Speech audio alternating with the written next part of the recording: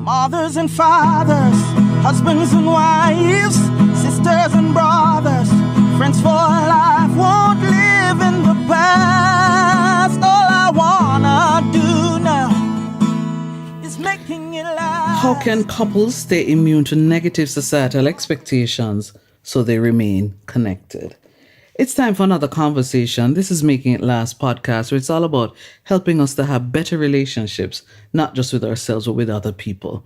And this time around, we have half of a couple, which is Nikesha Lowe, wife, and we have Shana Lynch, single woman. Yes, so we're gonna get different perspectives, a balance right here. So we're here that based on the fact that she's the half of a couple, she will start the answer to this. How can couples stay immune to negative societal expectations so they remain connected?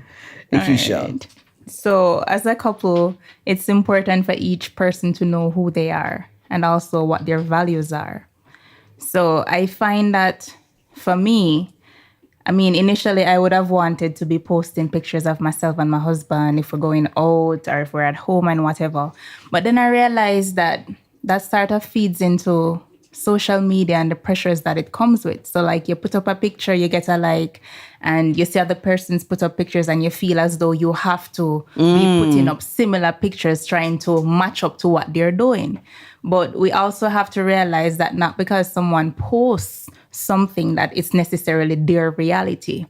It's just a snapshot or a snap in that moment that captures what was happening, but it doesn't necessarily reflect the health of the relationship. So we have to be careful.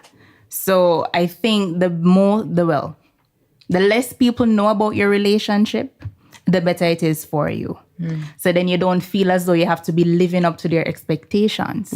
People will always have expectations, but at the end of the day, if you know who you are and what your values are, then that will set the foundation for how you move forward with each other in your relationship. I think that the first misconception a lot of people have is that they're half. And they have to find the other half. Yeah. So, with that being said, we have to have our level of individuality. If you are broken and you go into a relationship, you're going to add to the brokenness. Oh, yeah, girl. So you have to work on who you are first. And with that, and you have a sense of who you are, you have a center, we will now become more conscious of who we are. So society won't be able to impose anything on us. You mentioned something about social media, Nikesha, and I think it's important because today what I realize is happening is that a lot of persons are working on the image of the relationship rather than the relationship. That is and so you find that, it's how it looks. So we're playing public relations and we're playing marketing. And that is what it is. You market yourselves and you market the relationship, but you're not having a dialogue with each other. And we all know how important communication is. And so I think that we have to allow ourselves to know who we are. Because the thing about it is, there is a flow of photo shoot weddings and photo shoot engagements. And with all of that, there comes a pressure. Yeah. And if you are not careful, you lose a sense of who you are. And it might seem as if it's being redundant, but it's true because you're trying to live up to something that is not there. I was having a conversation with some ladies and they were saying to me, it wasn't just me they were talking to. It was a group of single ladies and they were saying to us, because they were married, not all that glitters is gold. And, if you don't have a sense of who you are, a relationship with the Lord, then you're going to lose it. True. Because, when you're with somebody else, that's added pressure. Yeah. That's another person with a totally different background coming into the equation. And it can rock the boat. Even tip it over. So you have to know who you are and you can't allow society to dictate to you. Gone are the days when, I don't have anything against people putting things up, That's their life. Go ahead and do that. That's you. But I'm saying gone are the days when you would go to somebody's home and they would say, well, here's my wedding album. And they show you, it's all on Facebook. I don't know you, but yet I'm seeing everything that happened that day. So, there are things that are intimate and it should remain like that. I must admit though, I have a pet peeve. And that is, you're sitting with your spouse and you're having a conversation, but yet the conversation is on Facebook. We don't need to know. You're having a conversation with each other. And I'm saying the working on the image rather than the relationship is very, very dangerous. True. Yeah. And so, and I mean, there are other areas in which we allow society to pressure us. You have a friend and that friend is perhaps living a particular life and you're seeing that kind of life and you want it, or this idealistic view of what. I mean, I'm single and I'm fine with being single until God says, Shana, be single no more. The truth is, yes, you have an idea of what you want your life to be like as a Christian woman, but you have to be content with what you have. And you have to know that it's better to be single and blessed than to be double and wretched. And I will say that I don't want to be ever in a situation where I am married wishing I was single. Yes. So it's best for me to be single, saying, boy, may I wait until God send that one day. There's a lot of debate about that one. The jury's still out on that one. But you know what I mean? I don't want to ever be in that situation. And so we have to work on ourselves. And it's important because you have so many persons walking around thinking that they are half. And they're not whole. Yes. You have to be whole. You have to like yourself. You have to love your own company. And there's so many things to do. I mean, if you're a Christian woman, and I have to speak from a Christian woman's perspective, I'm a Christian woman. There's so many things to do for the Lord. What am I sitting doing, trying to get myself into places that Lord is obviously saying it's not your time yet? There you have people to tell about him. You have work to do in the church. You have volunteer work to do. There's so many things to do. And so you have to allow your character to become developed. Because if it is not developed, the bow will break. And when it breaks, that's it. You might lose your mind as well, I'm just saying. Yes. So you have to do that. Yes. Shana has said a whole mouthful. But just to add to what she's saying, we can't reiterate the fact enough for you to know who you are. Because if you don't know who you are and you get coupled with somebody else, you're going to lose what once was. And you didn't even know what was there in the beginning. So knowing who you are, what is important to you, what your purpose in this life is, what the Lord is calling you to do is most important. Because when I met my husband, I had recently gotten out of a bad relationship. And I was just on a path of rebuilding my self-esteem, rebuilding what that former relationship had taken away from me. And I really had no interest in getting involved with anyone else at that point in time. But it was a prophecy. So it came to pass. But what the point that I'm trying to make is that I was comfortable with being by myself. I enjoyed my own company. I enjoyed being in the presence of the Lord. I enjoyed doing things for the Lord where he could speak to me and let me know that this is what he wanted me to do and so on. So I was comfortable. I was fine. So when my husband came along, it just was icing on the cake. So it wasn't like, I was sitting there waiting for somebody to come and make me feel complete, make me feel whole. I was already whole. And that's what people need to realize. Like, you need to be a whole on your own. So when somebody comes and when they leave, you're still a whole. Yeah. So the Lord completes me. I never used to have a decent relationship with myself, but I gotta love myself. Yes. So how can I love my husband and I don't know how to love myself? How can I love anyone else and I don't love myself? And it's not to promote selfishness. Okay. It's to promote self-worth and value. Because if you can't put you have a strong sense of self. Exactly. If you don't value yourself, how are you then going to be able to effectively value those who are around you and the relationships that you need to develop? It just will not happen. You cannot pour from an empty vessel. You can't give what you don't have. Yes. So that's very, very important. Yes. And a very another point that I wanted to make as well is that society says that if you're walking and you're not driving, you're poor, and a lot of people pressure the other to step up to the plate, and you want this pressure, this financial pressure. I want this, I want that, and your pocket cannot afford it. And what it does is that it puts pressure in the relationship as well. So all of these things that society throws at us, we have to learn to be content with what we have. We have to learn to work on who we are and what we have. I mean, growing up, my mother was like this. If she provided something and that is what we're having for dinner, it doesn't matter what the neighbor is having. This is what we're having for dinner. And so it's the same concept that we're to take throughout life. You're with your spouse, that is what they come to the table with. You know this is what they come to the table with.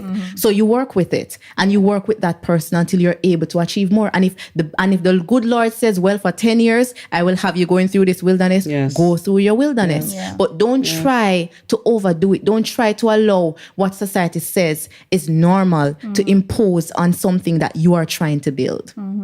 And don't lose sight of that. As a wife of almost 4 years, though, Nikesha, how is it that you tune out all of these negative societal expectations and you remain connected to your man? Well, I have to remember who I am in the Lord.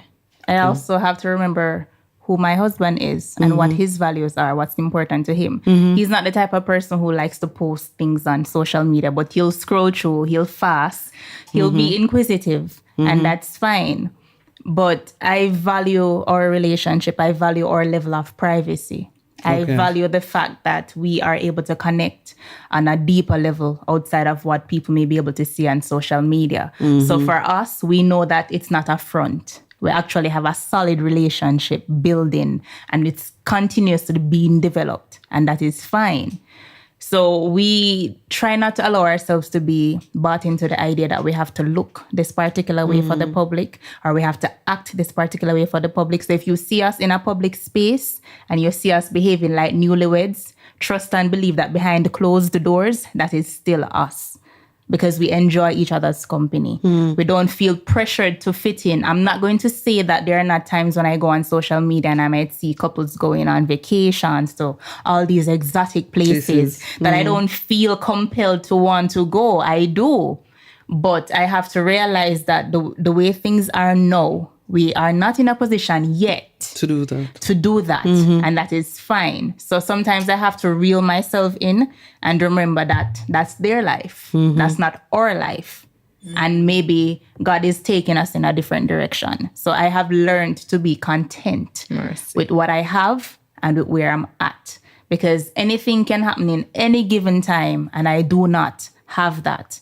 So I am grateful, most grateful every day for the relationship that I share with my husband and the fact that we are friends first. Like, we're total idiots with each other and it's fine. Like, you bring out the idiot in me and it's good. Okay. Yeah, and you bring out the idiot in him too? So yeah, so we have that bond.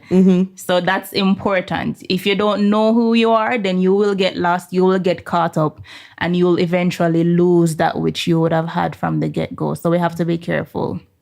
Allow the public to see what you want them to see. Share what you want them to know. Don't put everything out there. And then when things are bad, they're wondering, so how come I'm not getting any update? Like, you were posting everything else. So like, what's happening now? Are y'all still together? Y'all broke up? Like what? Y'all having kids? Down the pictures. Yeah, the pictures just disappear from social media. So we have to be careful not to feed into that. And it also develops a sense of selfishness and narcissistic behavior. So you have to be careful.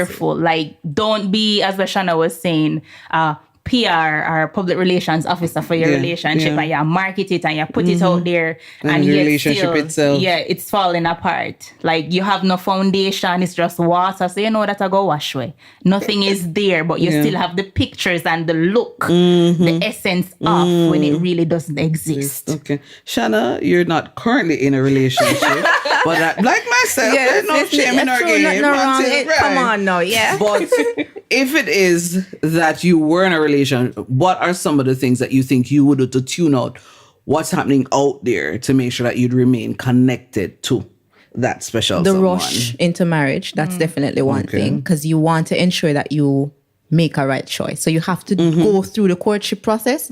So you're going to date, then you're going to go through the courtship, and courtship is actually investigative period. A lot of people don't take it for that, but that's what it is. So I'm going to take the time to go through that.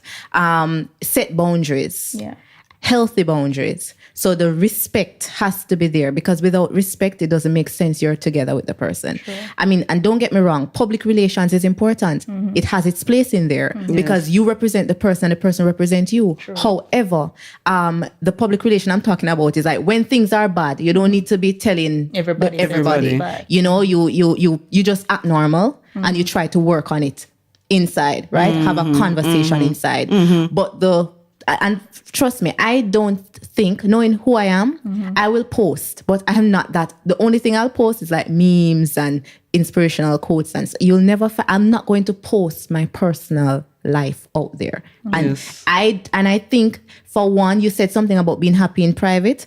That's exactly the direction that I think it should take, because once it starts having that pressure, it's going to, I mean, a lot of persons are going to start asking a lot of questions, and you don't get the latitude to really know each other. It's all about what people think, and you don't want that. You don't want that kind of pressure. And especially, you know, for a relationship that you're expecting to last a lifetime, you have to take that time to know the other person. And so with everybody being out of it, it gives enough space to do that. So that's definitely one of the things that I would be doing. Communicating, very important. So you have to know all of that, getting to know the other side of the family, all that. You have to make, because the thing about it is, you know, we put so much effort into everything else, but we just think our relationship is going to grow like that. You just put it. Even the plants need water. So you have to water it, and you have to take the time to build it, you know? So it's like you're going into a contract with somebody else. So you have to ensure that you check out the contract to see what read you know, the fine print. Read the fine print. Thank you so much. So you have to do that and take the time to do the investigations. Yes. How can couples stay immune to negative societal expectations so they remain connected? I believe you got a balance view. You got from the single perspective, and you got from you got from a wife of almost 4 years. This was Making It Last podcast with your host, Noreen Daly. Until next time. Mothers and fathers, husbands and wives, sisters and brothers, friends for life, won't live in the past. All I wanna do now is making it last.